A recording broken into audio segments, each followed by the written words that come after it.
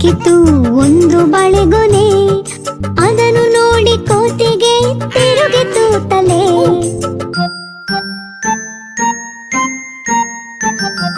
ಥಟ್ಟನೆ ಕೋತಿ ಬಾಳೆಹಣ್ಣುಗಳನ್ನು ಬಿಡಿಸಿ ಅಲ್ಲಿ ಇಲ್ಲಿ ಇಲ್ಲಿ ಅಲ್ಲಿ ಎಸೆಯಿತು.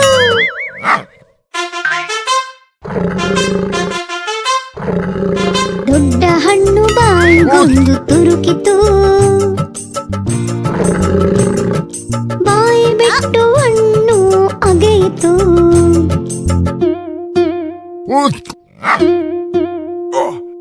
ಒಂದು ಚೂರು ಗಂಟಲಿನೊಳಗೆ ಸಿಕ್ಕಿಕೊಂಡು ಮುಖವು ನೀಲವಾಯಿತು.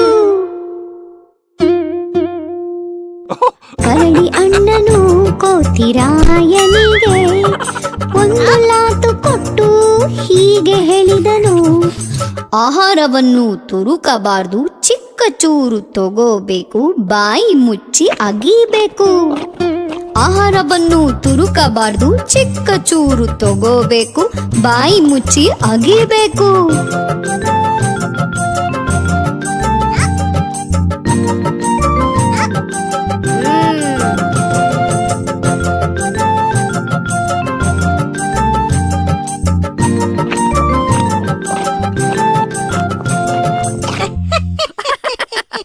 ನಾನು ಕೋತಿ ತಿಮ್ಮನಾಗಲ್ಲ, ನಾನು ಚಿಕ್ಕ ಚೂರು ತಗೋತೀನಿ, ಮತ್ತೆ ಬಾಯಿ ಮುಚ್ಚಿ ಅಗಿತೀನಿ, ಮತ್ತೆ ಆಹಾರ ಕೆಳಗೆ ಬೀಳದಂತೆ ಪ್ರಯತ್ನ ಪಡ್ತೀನಿ.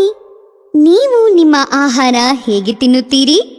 ಕಮೆಂಟ್ಸ್ನಲ್ಲಿ ಬರೆದು ನಮಗೆ ತಿಳಿಸಿ.